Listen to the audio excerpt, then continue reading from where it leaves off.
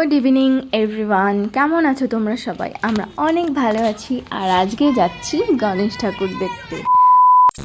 কি ভাবলে জলে যার হাতে করে চলে এসেছি ঠাকুর দেখতে? আরে না না, আমরা জল নিয়েছিলাম, ঘরে একটুও জল ছিল না। তারপর রুমে গিয়ে রেডি হয়ে চলে এসেছি এবার পুজো মণ্ডপে।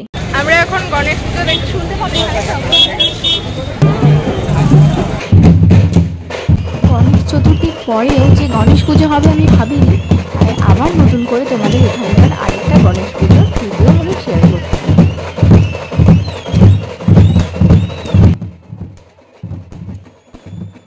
এইখানে না ধামাকাদার বাজনা এনেছিল, ধামাকা মানে পুরো মাটি কেঁপে যাচ্ছে, এত জোরে জোরে বাজাচ্ছিল, নিচে মনে হচ্ছে মাটি পুরো কেঁপে কেঁপে যাচ্ছিল।